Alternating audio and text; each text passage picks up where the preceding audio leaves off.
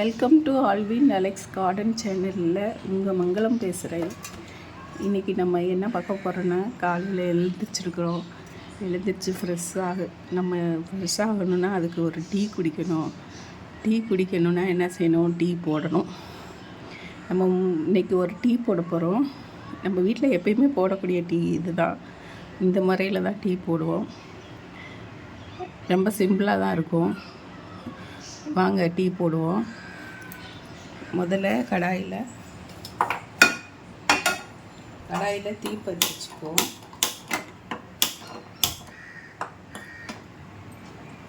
அதில் பேன் வச்சுக்குவோம். பேன் வச்சாச்சு. அதுக்கப்புறம் ஒரு டம்ளர் பால், ஒரு கப் பால்,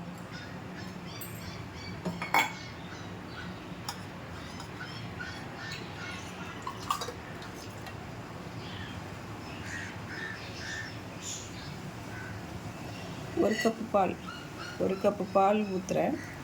ஒரு கப் பால் ஊற்றணும்.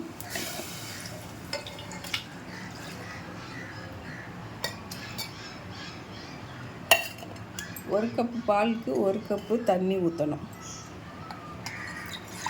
ஒரு கப் தண்ணி.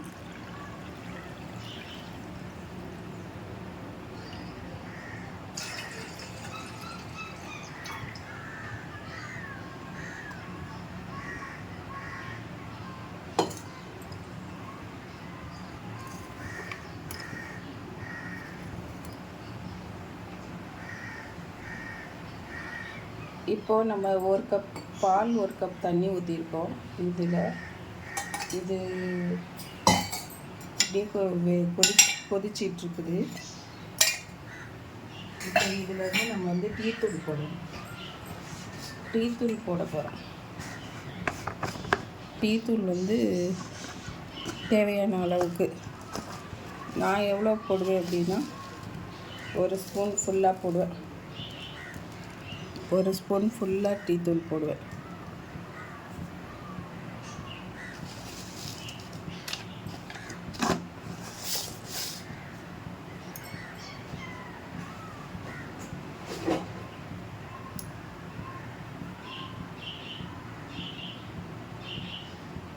இப்போ இது கொதிக்கட்டும். கொதிச்சிட்டு முன்னாடியே நம்ம ஒரு சீனியும் போட்டுடலாம். சீனி ஒரு கப்பு போட்டோமா, ஒரு கப்பு பால், ஒரு கப் தண்ணி. அப்போ ரெண்டு கப் ஆயிடுச்சா. 2 கப்புக்கு சீனி 4 ஸ்பூன் போடணும். ஒரு கப்பு பாலுக்கு 2 ஸ்பூன் சீனி.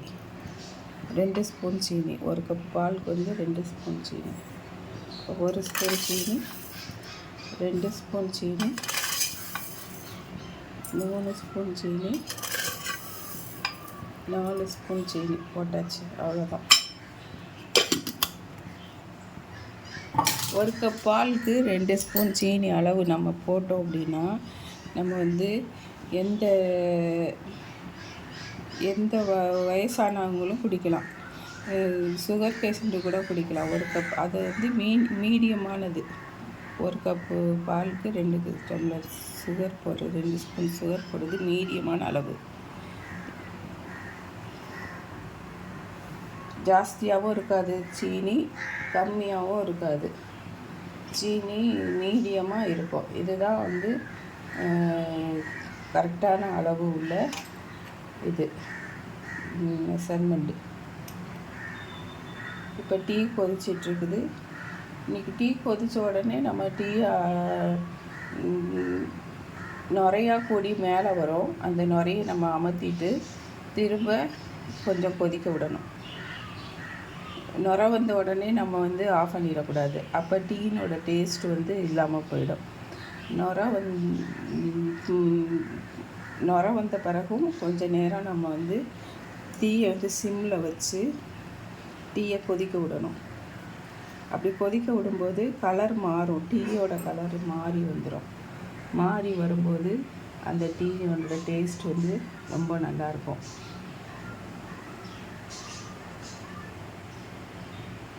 இப்போ பொங்கி வருது பாருங்கள்.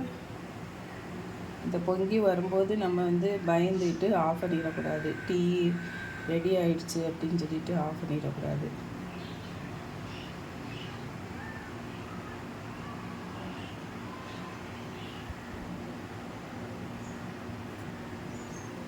டீ பொங்கி வருது. பொங்கி வர நேரம் நம்ம வந்து சிம்மில் வச்சிடணும்.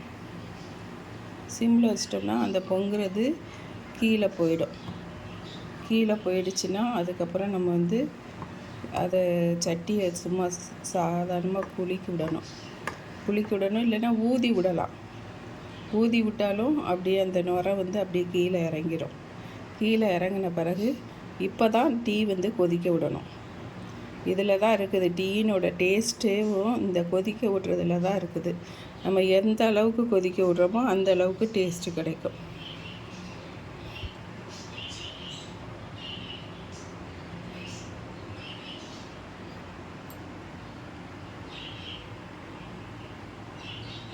எந்த அளவுக்கு டீயை கொதிக்க விட்றோமோ அந்த அளவுக்கு நம்மளுக்கு டீயினோட டேஸ்ட் வந்து நல்லா ஸ்ட்ராங்காக கிடைக்கும். இது ஸ்ட்ராங் ஆகிறதுக்கு தான் நம்ம இந்த கொதிக்க விட்றது. டீயினோட எசன்ஸ் எவ்வளோ தூரம் ஸ்ட்ராங்காக நம்மளுக்கு இறங்கி கிடைக்குதோ அந்தளவுக்கு டீயினோட டேஸ்ட் இருக்கும்.